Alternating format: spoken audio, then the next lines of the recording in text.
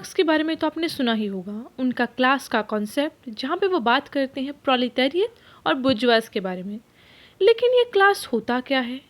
क्या स्टार्टिंग से ही मतलब ट्रेडिशनली ही हम ये जो वर्ड है क्लास इसको यूज़ करते हैं या फिर इसकी जगह कोई और वर्ड था? तो इन्हीं सारे क्वेश्चंस के जो आंसर हैं उसे हम डिस्कस करेंगे इस वीडियो के अंदर। So hello everyone, welcome back to unexplored literature. आज हम बात करने वाले हैं गैरी डे की वर्क क्लास के बारे में, जिसका सिर्फ इंट्रोडक्शन पार्ट हम इस वीडियो में डिस्कस करेंगे। गैरी डे एक प्रिंसिपल लेक्चरर हैं इंग्लिश के। इन्होंने ऑथर करा है री reading Lewis cultural and literary criticism को, और बहुत सारी बुक्स लिखी हैं लिटरेचर और कल्चर के ऊपर। इन्होंने लिटरेरी क्रिटिसिज्म, क्लास जैसे टॉपिक्स पर बहुत ज़्यादा डिस्कशन किया है और को एडिटर भी रहे हैं मिलने encyclopedia of 18th century literature के। डे अपना इंट्रोडक्शन स्टार्ट करते हैं ये बताते हुए कि जो ये बुक है क्लास नाम की, उसमें बताया गया है कि कैसा कॉम्प्लेक्स रिलेशनशिप होता है क्लास, लिटरेचर और कल्चर के बीच, जो कि मिडिवल पीरियड से अभी तक चलता आ रहा है। जो क्लास है उसका बहुत ही एक इम्पॉर्टेंट रोल होता है अंडरस्टैंड करने के लिए कि भाई लिटरेरी वर्क है कैसा। मतलब कि जो क्लास है वो गाइड करती है हमारे लिटरेरी वर्क को।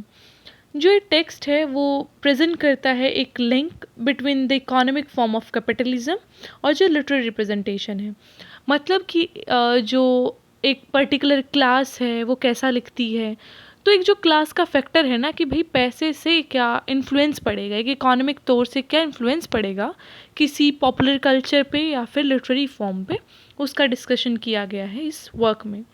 जो ऑथर हैं वो यूज़ करते हैं कार्ल मार्क्स और मार्क्स वेबर की थ्योरीज को, ताकि वो एनालाइज कर सकें जो क्लास का एक कॉन्सेप्ट है उसे। हम बात करेंगे मार्क्सिस्ट अप्रोच टू लिटरेचर के बारे में।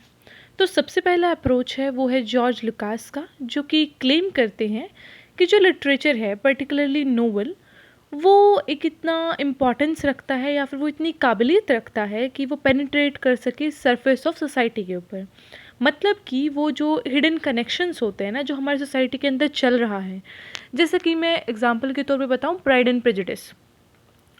तो जब वो नॉवल लिखा गया था तो उसके अंदर अगर हम रिलेशंस की बात करें कि कैसे औरतों के साथ रिलेशन है, मतलब वहाँ पे एक शादी के लिए कि भाई एक एलिजिबल हमें लड़का ढूंढना है, उस चीज़ के पीछे ही कितना एक कॉम्प्लेक्स सा रिलेशन है कि भाई जिसका शादी हो गया that particular women will be considered बहुत ज़्यादा अच्छी। तो वो हमेशा उस टाइम की सोसाइटी के बारे में बताता है कि उस टाइम की जो सोसाइटी थी उसमें जो एक एलिजिबल दूल्हा ढूंढना वॉज द मेन टारगेट, कि भाई औरतों को सबसे पहले ये टारगेट रहता था कि एक अच्छा सा लड़का ढूंढना है अपनी लड़की के लिए। तो ऐसा सा जो एक सोसाइटी का स्ट्रक्चर है उसको बहुत अच्छे से प्रेजेंट करती है वो नोवेल। तो यही पॉइंट जॉर्ज लुकास बताना चाहते हैं कि नोवेल है जो वो पेनिट्रेट करती है सरफेस ऑफ सोसाइटी में और हाईलाइट करती है हिडन कनेक्शंस को, ताकि वो अंडरलाइंग जो ट्रेंड्स हैं रिवोल्यूशनरी ट्रांसफॉर्मेशन के उनको बता सकें। दूसरा सर्शन आता है लुइस का, जो कि बताते हैं कि जो लिटरेचर है ना वो हमें अवेयर करता है ideological nature of the conventional conception of reality के बारे में। मतलब कि जो रियलिटी चल रहा है, जो हमारी सोसाइटी में चल रहा है, उसका क्या आइडियोलॉजिकल नेचर है। मतलब कि अगर हमारा जो पूरा सोसाइटी है उसमें लोग पूरे एक टाइम को बांध के चल रहे हैं या फिर इंडस्ट्रीज़ आ रही हैं, तो हमें वो आइडियोलॉजी प्रेजेंट करेगा किसी बुक के अंदर। कोई लिटरेचर हमें बताएगा कि भैया ये आपका चल रहा है इंडस्ट्रियल रेवोल्यूशन का टाइम, और यहाँ पे जो एक पूरा क्लास वाला फैक्टर है वो बढ़ रहा है। तो मतलब एक आइडियोलॉजी हमको लिटरेचर बताता है। फिर जो थर्ड असर्शन है वो आता है ल्यूसियन गोल्डमैन का, जो कि बोलते हैं कि लिटरेचर ना रिप्रेजेंट करता है world view of a particular group, कि एक पर्टिकुलर ग्रुप क्या सोचता है, वो कैसा रिएक्ट करता है। तो वो सारी बातें कौन बताता है? लिटरेचर। जो फोर्थ और फाइनल असर्शन है वो आता है एटिन बिल्बर और मर्करी की तरफ से, जो कि आर्ग्यू करते हैं कि एजुकेशन सिस्टम रिइंफोर्स करता है इकोनॉमिक डिवीज़न को by restricting access to knowledge of a literary canon. मतलब कि अगर जो नॉलेज है वो कुछ ही एक ग्रुप पर्टिकुलर इकोनॉमिक डिवीज़न ही उसको एक्सेस कर पाएगा, तो ही हम जो एक लिटरेचर है उसमें उसका इन्फ्लुएंस देखेंगे। अगर मैं थोड़ा आसान शब्दों में बताऊं इस बात को, लेट अस से कि एजुकेशन को एक्सेस ही एक पर्टिकुलर क्लास कर पा रहा है जिसके पास पैसा है, तो लिटरेचर में भी हमें उसी क्लास की बातें दिखेंगी कि भाई वो क्लास कैसा बिहेव करती है, उसी क्लास के कैरेक्टर्स होंगे, उसी क्लास का जो नॉवेल्स हैं उस पर बेस्ड होगा। लेट अस से कि हमारा कोई एक गरीब आदमी नोवेल लिख रहा है, एक कोई मिडिल क्लास मैन नोवेल लिख रहा है, तो उसका जो नोवेल होगा उसका सेंटर रहेगा कि भाई मैं एक ऐसे ऐसे इलाके में रहता हूँ, यहाँ के लोग ऐसा बिहेव करते हैं। लेकिन ऑन द अदर हैंड अगर कोई एलिट क्लास का आदमी लिखता है तो वो क्या करता है, उसी अपना जो एक कम्युनिटी है, सोसाइटी है, उसमें उस चीज़ को बेस करता है। And most of his characters are from that upper class वाला लेवल, क्योंकि उसने उस चीज़ को फील किया है और उसके लिए वो चीज़ ही एक सोसाइटी है, उसके लिए वो चीज़ रियल है। तो ये जो बात है वो इस फोर्थ वाले सेशन में बताई गई है। तो जो डे है उनका फोकस है रिलेशनशिप बिटवीन लिटरेचर और जो उसका एक्सचेंज है उसके बीच। बेसिकली वो ये बताना चाहते हैं कि जो सिस्टम ऑफ मनी है ना, उसके मीनिंग्स क्या हैं और यूजेस क्या हैं। मतलब कि ये जो अप्रोच है वो लिटरेचर और इकोनॉमिक्स को कैसे साथ में लेके आता है, जिसको पोस्ट मॉडर्न थिंकर्स ने अलग अलग रखा था। मतलब कि हम कभी भी नहीं देखते कि भाई जो इकोनॉमिक्स है उसका क्या इन्फ्लुएंस पड़ता है लिटरेचर के अंदर, लेकिन इसका एक बहुत ही मेजर इन्फ्लुएंस है लिटरेचर में। तभी हम समझ पाएंगे कि एक्चुअल में जो हिस्ट्री है, जो एक सोसाइटल इन्फ्लुएंस है, वो लिटरेचर के ऊपर कैसा है। अब बात करते हैं ब्रीफ हिस्ट्री ऑफ क्लास के बारे में, कि ये जो वर्ड है क्लास, इसका मीनिंग क्या है और ये कहाँ से आया। तो जो वर्ड है क्लास, उसका अलग अलग मीनिंग है अलग अलग डिसिप्लिन्स के अंदर। अगर हम सोशियोलॉजी की बात करें या फिर पॉलिटिक्स की, कल्चरल स्टडीज़ की या फिर लिटरेरी क्रिटिसिज्म की, हर एक फील्ड में इसका जो एक मीनिंग है वो अलग रहता है। लेकिन ब्रॉडर टर्म्स में बात करें तो क्लास का मतलब होता है डिवीज़न इन सोसाइटी। जो ये टर्म है वो एंशिएंट ग्रीस में था ही नहीं, वहाँ पे इसकी जगह एक और टर्म यूज़ किया जाता था जिसका मतलब था जेनोस। तो इसकी जगह हम यूज़ करते थे जेनोस को। तो जो सिटी था एंशिएंट ग्रीस का, उनको डिवाइड किया जाता था 3 मेन ग्रुप में। पहले थे सिटीजन्स, दूसरे थे मेटिक्स जिनको रेजिडेंट फॉरेनर्स बोला जाता था, और तीसरे थे स्लेव्स। जो सिटीजन्स थे वो बेसिकली फार्मर्स थे, ट्रेड्समैन या फिर आर्टिशियंस। और वो एक दूसरे से कैसे डिफ्रेंशिएट करते थे कि भाई तेरे पास कितना लैंड है और दूसरे पास कितना लैंड है, या फिर किस टाइप का ट्रेड वो फॉलो करते हैं। तो ये जो सिटीजन्स थे उनको डिस्टिंग्विश किया जाता था मेटिक्स और स्लेव से, इस तरीके से कि भाई वो कितना पार्टिसिपेट कर रहे हैं स्टेट के अंदर, मतलब उनका इनकम कैसा है और उनका क्या रोल है स्टेट के अंदर। इस चीज़ से ही हमें ये पता लगता था कि भाई हाँ ये सिटीजन्स हैं, ये मेटिक्स हैं और ये स्लेव्स हैं। या फिर सिटीजन्स के अंदर भी अगर हमें डिफ्रेंसिएशन करना है तो भाई कैसा वो ट्रेड करते हैं फॉलो और कितना उनका एक कॉन्ट्रीब्यूशन रह रहा है स्टेट के लिए। तो इससे पता लगता था ये जो क्लास वाला फैक्टर है उसका। एंशिएंट ग्रीस के अंदर जो एरिस्टोटल है उन्होंने इसको डिफरेंशिएट करा सिटीजन और स्लेव को, ये बोलते हुए कि जो सिटीजन्स है ना वो रूल किए जाते हैं माइंड से, और जो स्लेव्स हैं उनको रूल किया जाता है बॉडी से। जो वर्ड है क्लास उसको लिया गया है लैटिन क्लासिक से। और जो ग्रीक सोसाइटी थी उनको अगर डिवीज़न को डिस्क्राइब करना होता था तो वो वर्ड क्लास को नहीं यूज़ करते थे, बल्कि वो एक अलग सा वर्ड यूज़ करते थे जिसको बोलते थे ऑर्डर, जिससे वो रैंक के बारे में बताते थे। तो बेसिकली इसको रैंक्स इन आर्म्ड फोर्सेस के लिए यूज़ किया जाता था, लेकिन आम भाषा में भी इसको यूज़ कर लेते थे। लेकिन जो यूरोप था उसमें क्या करा जाता था, वर्ड था स्टेशन। तो बेसिकली हम यहाँ पे बात कर रहे हैं कि क्लास जो एक वर्ड है उसका कॉमन यूज़ आने से पहले कौन से शब्दों का यूज़ किया जाता था, ये बताने के लिए कि भाई डिवीज़न कैसा है सोसाइटी के अंदर। तो यूरोप में मैंने बताया कि यहाँ पे स्टेशन वर्ड को यूज़ किया जाता था मोस्ट कॉमनली, ताकि हम बता सकें कि भाई एक आदमी का प्लेस क्या है सोसाइटी के अंदर। तो जो पीटर कैलवर्ट हैं उन्होंने वर्ड था जो स्टेशन, उसको रेफ़र किया पर्सन के एम्प्लॉयमेंट के रिगार्डिंग कि भाई वो कहाँ पे काम करता है, किस तरीके का उसका क्लास है।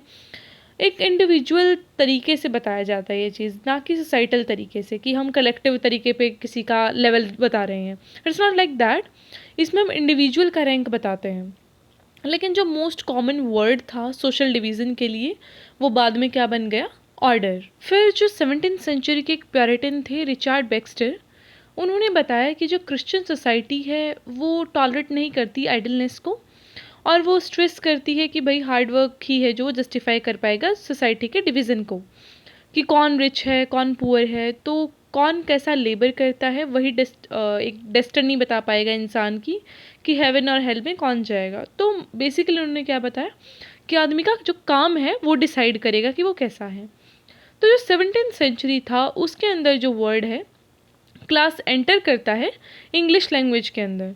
थॉमस ब्लॉन्ट ने 17th सेंचुरी के अंदर एक डिक्शनरी थी ग्लोसोग्राफिया, उसके अंदर इस वर्ड को रिकॉर्ड किया था। लेकिन अब जो क्वेश्चन है वो अराइज होता है कि किस पॉइंट पे, मतलब किस टाइम पे हमने इस जो टर्म है क्लास उसको यूज़ करना स्टार्ट किया, और कब ये जो बहुत कॉमन टर्म्स थी इसकी जगह, जो कि थी ऑर्डर और स्टेशन, उनको हमने रिप्लेस कर दिया। तो इसका एक एक्सप्लेनेशन तो ये है कि भाई क्या होने लगा, क्लासिफिकेशन होने लगा, और बहुत ज़्यादा नेचुरल साइंसेस के अंदर जब क्लासिफिकेशन हम करने लगे एनिमल्स का, एक पूरा हायरार्की बताते हैं ना हम, जिसमें क्लास आता है, जीनस आता है और वो सारा चीज़, तो बोलते हैं कि उसकी वजह से ये सब हुआ, और फिर सोशल ऑर्डर में भी हमने इसको इम्प्लीमेंट कर लिया। लेकिन जो दूसरा एक्सप्लेनेशन है वो बताता है कि जो एंट्री है क्लास का इंग्लिश लैंग्वेज के अंदर, वो आता है मिड 17th सेंचुरी में, जहाँ पे एक डिसिसिव रोल प्ले किया था। मतलब बहुत सारे मूवमेंट्स हुए थे जहाँ पे कैपिटलिज्म का डेवलपमेंट हो रहा है। तो जब कैपिटलिज्म आया तो उसके साथ ही आता है वर्ड क्लास, जिसको बहुत सारी चीज़ों में यूज़ किया जाता था। अब उसका थोड़ा मीनिंग एक वर्ड है जिसको पहले स्टार्टिंग में कुछ और तरीके से लिया जाता था, लेकिन बाद में उसका बिल्कुल मीनिंग चेंज हो जाता है। उसी तरीके से क्लास है कि उसको पहले अलग थोड़ा सा एक लाइट वे में लिया जाता था कि okay this are rich people, this are poor, लेकिन फिर बाद में एक जो फंडामेंटल चेंज आया इकोनॉमी में, तो उससे हमने सोसाइटी के जो रिलेशन है उनको ही डिफाइन करना शुरू कर दिया कि जो आदमी रूल कर रहा है वो उसको हम ऐसा बुर्जुआ लेंगे, फिर प्रोलेटारियट्स होंगे, तो ये सारी चीज़ें। तो अगर हम ब्रीफली इस बात को डिस्कस करें तो जो ऑर्डर और स्टेशन है वो बहुत ही एक हार्मोनियस वे ऑफ जो सोसाइटी है उसको दिखाते थे, जहाँ पे हर आदमी को बहुत ही एक इक्वालिटी के तौर पे देखा जाता था। मतलब it can not be said proper equality, लेकिन एटलीस्ट ज़्यादा डिवीज़न नहीं था उस चीज़ में। लेकिन जो ये वर्ड आया क्लास, उसमें प्रॉपर सोशल कॉन्फ्लिक्ट को एक्सप्रेस किया गया है कि यस सोसाइटी के अंदर कुछ कॉन्फ्लिक्ट हुआ है, इंसानों की जो डिवीज़न है वो ज़्यादा बढ़ रही है, तो वी नीड अ वर्ड जो इस बात को डिस्क्राइब कर सके, एंड दैट वाज क्लास जो इस बात को डिस्क्राइब कर पा रहा था, ना कि ऑर्डर या फिर स्टेशन जो कि सिर्फ क्या बताते थे कि हाँ there is some difference in कुछ ग्रुप ऑफ पीपल। हम बात करेंगे मार्क्स आइडिया ऑफ क्लास के बारे में कि मार्क्स का क्या एक नज़रिया था क्लास को लेके। तो जो मार्क्स है उन्होंने क्लास को एक्सप्लेन किया इकोनॉमिक टर्म्स के अंदर। तो उन्होंने दो क्लास बता दी कि भाई एक तो होती है जिसके हाथ में प्रोडक्शन होता है, और दूसरे होते हैं जो लेबर करते हैं। तो जो प्रोडक्शन को हैंडल करते हैं वो बुर्जुआज होते हैं, और जिनसे लेबर करवाया जाता है वो प्रोलेटारिएट्स होते हैं। तो इन्होंने जो टर्म है उसका यूज़ किया सोशल रिलेशन ऑफ प्रोडक्शन के तौर पे, ताकि वो डिस्क्राइब कर सके ऑनरशिप और नॉन ऑनरशिप ऑफ प्रोडक्शन को। और वो ये भी बताते हैं कि जो सम टोटल होता है इन रिलेशन का, वही इकोनॉमिक स्ट्रक्चर बनाता है सोसाइटी में। क्योंकि इकोनॉमी क्या होता है, कुछ प्रोडक्शन होना चाहिए और कुछ उसके कंज्यूमर होना चाहिए, और फिर कुछ काम करने वाले भी होंगे। तो एक प्रॉपर जो सोसाइटी में स्ट्रक्चर हो जाएगा इकोनॉमी का, वो इनसे ही बन के आएगा। तो जो एक रियल फाउंडेशन है वो लीगल और पॉलिटिकल सुपर स्ट्रक्चर्स का, वो इस चीज़ से निकल के आता है कि हमने कैसे एक सोशल कॉन्शियसनेस रखा है। अगर आसान शब्दों में कहें इस बात को, तो एक जो नेचर है इकोनॉमी का, वो डिफ़ाइन करेगा हमारी सोसाइटी की पॉलिटिक्स को, लॉ को, कल्चर को और एजुकेशन को। एक जो प्रिसाइज रोल है इकोनॉमी का, अगर हम कल्चर के रिस्पेक्ट में बात करें तो वो बहुत ही इंटरेस्टिंग है कि इकोनॉमी कैसे डिटरमाइन करता है नेचर ऑफ कल्चर को। क्या सिर्फ ये एक एक्सप्रेशन है रूलिंग क्लास के आइडियाज़ को बताने का, या फिर जो कल्चर है उसका अपना ऑटोनॉमी होता है in respect of economic base, या फिर ये एक इंडिपेंडेंट चीज़ है। तो ये जो सारे क्वेश्चंस हैं बहुत इंटरेस्टिंग है, और इस जो बुक है उसके अंदर इन सारे क्वेश्चंस को डिस्कस किया गया है। लेकिन जो मार्क्स का डेफिनेशन है ना क्लास का, उसमें थोड़ा प्रॉब्लम भी है, क्योंकि कई बार वो बोलते हैं कि सोसाइटी के अंदर दो क्लासेस हैं, और कई बार बोलते हैं तीन क्लासेस हैं। तो जो एक ओकेजनली यूज़ किया जाता है टर्म, उस चीज़ को बहुत ही उनके पोजीशन मोड ऑफ प्रोडक्शन के तौर पे बेसिकली, तो वो जो क्लास को प्रोडक्शन के तौर पे ही देखते हैं कि भाई जो प्रोड्यूस कर रहा है, जिसके हाथ में प्रोडक्शन है, वो बुर्जुआज है, और जिसको लेबर करवाया जा रहा है वो प्रोलेटारिएट्स है। तो ये थोड़ा सा प्रॉब्लमेटिक हो जाता है एट टाइम्स जब हम सोसाइटल तौर पे देखते हैं इकोनॉमी को छोड़ के। बात करते हैं क्लास और स्टेटस के बारे में। तो जो मार्क्स हैं वो बताते हैं कि जो ट्रांजिशन हुआ था ना कैपिटलिज्म से फिडलिज्म के अंदर, तो उससे क्या हुआ था, एक जो क्लास का फैक्टर है वो बहुत ज़्यादा इंपॉर्टेंट बन गया था। क्योंकि यहाँ पे हमें क्या पता चलता है कि जो सोशल पोजीशन है वो बर्थ के बेसिस पे नहीं बल्कि एफर्ट्स के बेसिस पे पाई जा सकती है। तो जो सोशल ऑर्डर का एक कॉन्सेप्ट था उसको चेंज करके रख दिया था इसने। और जो वर्ड है क्लास इसको ना बहुत डायनेमिक बना दिया था। It was no more static, जैसे कि ऑर्डर और स्टेशन थे जिनको लैटिन वर्ड से लिया गया था। मतलब अब ये डायनेमिक टर्म बन गया है, इसको हम कोई फिक्स्ड एंटिटी नहीं बोल सकते। जो भी एफर्ट्स लगाएगा that particular person can raise into rank. फिर उसके बाद है the picture become more complicated after 1830s। तो जब 1830s के बाद ये जो पूरा डिस्कशन है वो बहुत ज़्यादा कॉम्प्लिकेटेड हो जाता है, क्योंकि अब मिडिल क्लास आ गया। पहले तो क्या था कि एक अमीर है एक गरीब है, लेकिन अब मिडिल क्लास आ गया। अब भाई ये कौन है? तो इसमें क्या होता है कि जो वर्किंग क्लास है वो आपस में अपोज करने लगे एक दूसरे को। तो जो इंटरनल कॉन्फ्लिक्ट्स है वो अराइज होने लगी, जिसकी वजह से सेपरेशंस होने लगे लोअर और अपर सेक्शंस ऑफ सोसाइटी में, जिसमें हम स्किल्ड, सेमी स्किल्ड और लेबरिंग वंस को हम ऐसा अलग अलग करने लगे। पहले क्या था कि भाई अमीर और गरीब है, अब यहाँ पे हमें डिफ्रेंशिएट करना पड़ा है कि भाई तू ऐसा बीच वाला है, तेरे को थोड़ी स्किल है, तेरे को थोड़ी कम स्किल है, और तुझे तो लेबर करना होगा, तू थोड़ा अनस्किल्ड है। तो इस तरीके से हमें इनका डिवीज़न करना पड़ा। जो इंट्रा क्लास रिलेशनशिप्स थे वो उनके अटायर्स के ऊपर, एटीट्यूड्स के ऊपर, बिहेवियर्स, इन सारी चीज़ों के ऊपर बेस्ड थे, ना कि इकोनॉमिक इंटरेस्ट के ऊपर। मतलब कि आप कैसा पहनते हैं, आपका कैसा बिहेवियर है, कितने लोग आपसे जुड़े हैं, सोसाइटी में आपका क्या पोजीशन है। तो इन चीज़ों को देख के हमने जो क्लास वाला फैक्टर है उसे देखा। जो ये स्टेटस और क्लास से ये बहुत ही इंटीमेटली रिलेटेड है, इसलिए हम बोल सकते हैं कि जो स्टेटस है एक बहुत ही कॉम्प्लेक्स टर्म है जिसे यूज़ किया जाता है सोसाइटी के अंदर, लेकिन ये अलग है क्लास से, क्योंकि क्लास को हम सोशल तरीके से ना देख के इकोनॉमिक तरीके से ज़्यादा देखते हैं। तो एक जर्मन सोशोलॉजिस्ट हैं जो मार्क्स वेबर, वो इस रिलेशनशिप में बहुत इंटरेस्टेड थे कि भाई क्लास और स्टेटस का क्या रिलेशनशिप होता है। लेकिन वो मार्क्स की बातों से एग्री नहीं करते, क्योंकि वो बोलते हैं कि जो प्रॉपर्टी और लैक ऑफ प्रॉपर्टी है वो basic categories of all class situations, मतलब वो उस चीज़ को मानते हैं कि ये जो प्रॉपर्टी का होना या ना होना उससे पता चलता है कि आपका क्लास सिचुएशन और स्टेटस क्या है। तो इस तरीके से जो वेबर है वो बताते हैं कि जो क्लास सिचुएशन है वो एक मार्केट सिचुएशन बन जाता है अल्टीमेटली। अल्टीमेटली वो क्या बन जाता है, क्लास का सिचुएशन हमें बताता है कि आपका मार्केट में पोजीशन क्या है। लेकिन जो स्टेटस है उससे हमें पता चलता है कि ऑनर कैसा है और प्रेस्टीज कैसा है आपका। तो ये सारी चीज़ें कि क्लास से तो आपको इकोनॉमिक फैक्टर पता चलेगा और स्टेटस से आपका सोसाइटी में इज्जत पता चलेगा। तो ये चीज़ है जो वेबर ने अच्छी तरह से क्लियर करा अपने जो एक असर्शन है उसके अंदर। जो ट्रेडिशनल तरीका था आइडेंटिफाई करने का स्टेटस को, वो क्या था कि इंसान को कितने प्रिविलेजेस है, मतलब वो कैसा कॉस्ट्यूम पहन रहा है, कैसा खाना खा रहा है, कैसा उसका ग्रुप है।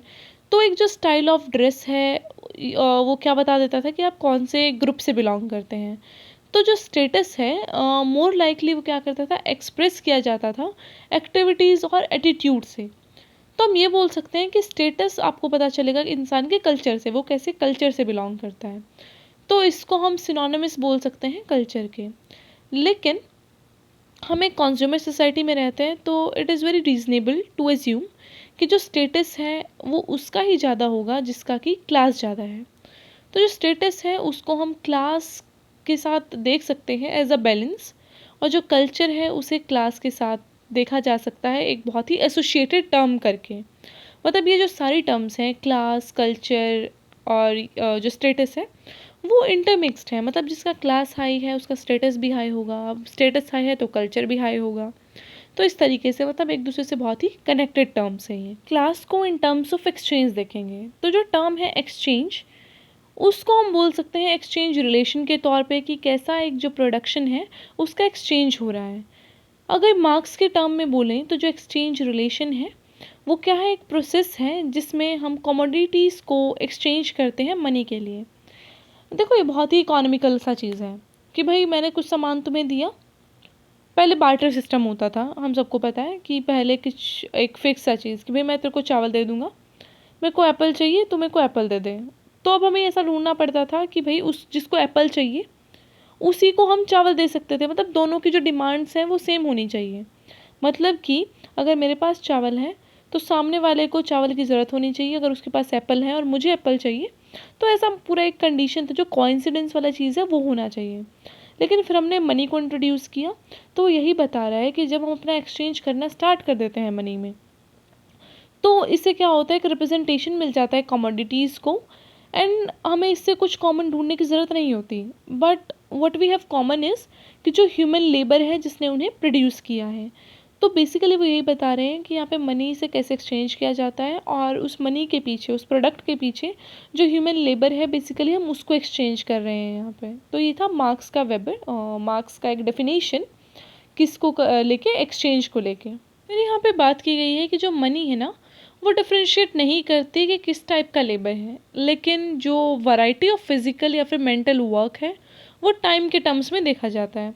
मतलब कि वही पहले वाली बात कि हम जब किसी प्रोडक्ट को बेच रहे हैं तो हम उस चीज़ को नहीं बेच रहे बल्कि उसके पीछे के लेबर को बेच रहे हैं।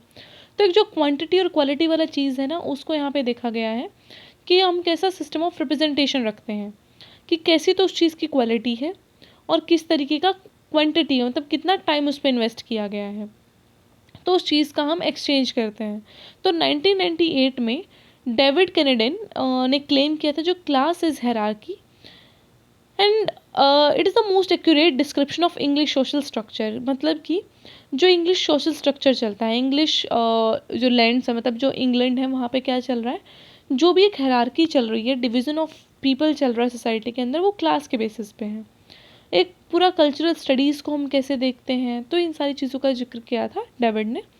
और एक जो लिंक रहता है एक्सप्लॉयटेशन और एक्सचेंज के बीच इज़ दैट कि सारी चीज़ें मार्केट बेस्ड हैं, जो कि लेबर पावर है या फिर कमोडिटी है, उनको कैसे सॉल्व करके हम मनी से सेल करते हैं उन्हें, कि भाई तुम हमें पैसा दो और हमारा जो सामान है उसे भी ले लो, और जो उसके पीछे लेबर लगा है हम बेसिकली उस लेबर को ही तो बेच रहे हैं। सामान तो गया, लेकिन उसके पीछे का जो हार्ड वर्क है हम उसका दाम लगा रहे हैं। तो उस चीज़ को यहाँ पे बहुत ज़्यादा हाईलाइट किया गया है। लेकिन हमारा फोकस यहाँ पे क्या होगा कि एक्सचेंज और उसका रिलेशन क्या है लिटरेचर के साथ। देखो अब ये जो पूरा वीडियो हो चुका है, यहाँ पे यू विल बी फीलिंग कि ये तो इकोनॉमिक्स पढ़ा दिया, लेकिन हम यहाँ पे बात करने वाले हैं कि लिटरेचर में इसका क्या इंपॉर्टेंस है, हम यहाँ पे लिटरेचर में इकोनॉमिक्स क्यों पढ़ रहे हैं। तो इट इज़ वेरी इंपॉर्टेंट, क्योंकि वी इंग्लिश वाले student we would be feeling कि इसमें मेरा क्या फ़ायदा, मैं क्यों पढ़ रहा हूँ इसको, इकोनॉमिक्स को। तो यहाँ पे हम वही देखना चाहते हैं कि कोई भी लिटरेरी वर्क आता है उसमें इकोनॉमिक फैक्टर्स क्या रहते हैं, क्लास का फैक्टर क्या रहता है, और क्लास को एक जो नॉवल है उसके अंदर कैसे दिखाया जाता है। इसका best example pride and prejudice में होगा। तो you can see the class factor in that novel. हमने ये देख लिया कि क्लास कहाँ से आया, पहले क्या यूज़ होता था, और वो सारी उसके पीछे की हिस्ट्री। अब हम करेंगे मुद्दे की बात कि एक्सचेंज और लिटरेचर का क्या रिलेशन है, जो हमारे काम की चीज़ है, क्योंकि हमें तो लिटरेचर से ही देखना है ना। लेकिन उसके लिए क्या ज़रूरत है, ये सब समझना कि क्लास कहाँ से आया, क्या होता है, किसने क्या बोला, वो सारी चीज़। तो जो ये दोनों हैं, एक्सचेंज रिलेशन और जो लिटरेचर है, वो फॉर्म्स ऑफ रिप्रेजेंटेशन है। जो मनी है वो रिप्रेजेंट करता है कमोडिटीज़ को, और लिटरेचर रिप्रेजेंट करता है रियलिटी को। लेकिन जो एक्सचेंज और लिटरेचर हैं वो रिप्रेजेंट करते हैं सारी चीज़ों को, लेकिन इनका जो एक रिस्पेक्टिव ऑब्जेक्टिव रहता है वो सेम सा रहता है। क्योंकि जो मनी है उसमें हम क्या देखते हैं, there is not a unique quality to the commodity, सारी चीज़ों को एक ही तरीके से देखा जाता है।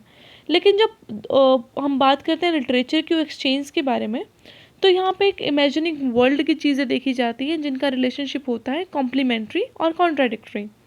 मतलब कि हम लिटरेचर को कैसे परसीव कर रहे हैं, लिटरेचर को हम ऐसा बना रहे हैं कि हम उसको एक कमोडिटी के रूप से देख रहे हैं कि भाई एक किताब लिख दी और उसको लोगों तक कैसे पहुंचाना है।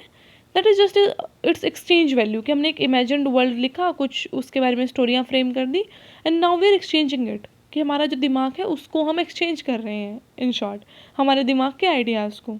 तो वो चीज़ यहाँ पे दिखाई गई है एक्सचेंज को लेके कि लिटरेचर का उसमें क्या रोल होता है। अब 19th और 20th सेंचुरी में क्या होता है कि हमने ये जो रिलेशन था लिटरेचर और एक्सचेंज के बीच, इस टॉपिक को छोड़ के हमने अपना जो ध्यान है वो कहाँ पे केंद्रित किया, राइज ऑफ वर्किंग क्लास के ऊपर, कि भाई हमारा फोकस अब किस पे रहेगा, ये वर्किंग क्लास के ऊपर। And the reason for this change was क्योंकि इंडस्ट्रियल रेवोल्यूशन आ गया, अब कुछ सोसाइटी में इतना बड़ा मेजर चेंज आ रहा है तो आपका इंटरेस्ट तो ऑफकोर्स चेंज होगा।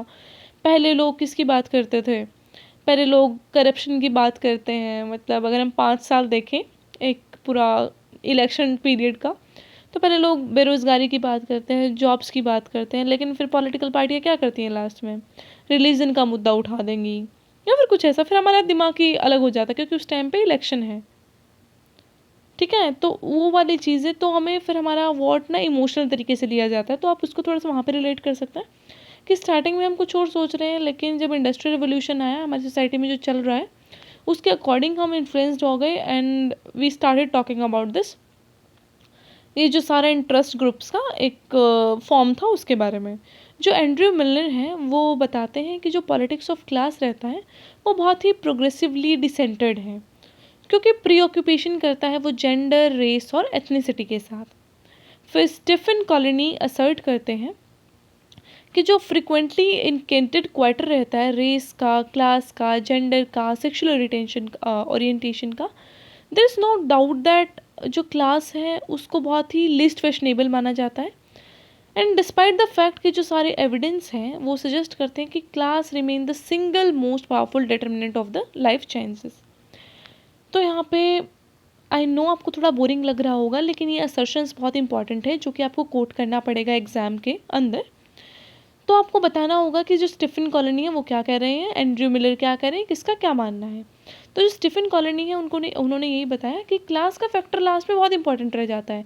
भाड़ में जाए race, class, gender, sexual orientation, ये सबको बहुत लेट पूछा जाता है, लेकिन जो क्लास का फैक्टर्स है वो आपको बहुत ज़्यादा इंपॉर्टेंट मिलेगा हमारे लिटरेचर के अंदर। शॉर्ट जो ये क्लास है वो प्रोवाइड करता है एक अकाउंट जिसमें हम ऑरिजिन ऑफ इनइक्वालिटी की बात करते हैं, फ्रॉम विच जो सारे ऑपरेशंस हैं वो निकल कर आए। लिटरेचर भी अपने आप में एक फॉर्म ऑफ ऑपरेशन है, लेकिन इसके अंदर एक पोटेंशियल है ट्रांसेंड करने का मैकेनिज्म ऑफ एक्सचेंज को, with which it is otherwise जो एक अनविटिंगली कॉम्प्लिसिट सा आइडिया।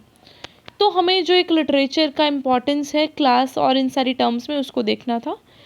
एंड आई होप आपको ये लेक्चर समझ आया होगा। कुछ डिफ़िकल्ट टर्म्स थी, आई होप मैंने आपको वो क्लियर करवाया। फिर भी अगर कोई डाउट रहता है तो you can comment that in the comment box, I will try to answer that all. Then is don't forget to subscribe the channel, like the video and share it with your classmates. I'll meet you in the next video. Till then, take care, stay happy, stay healthy, bye bye.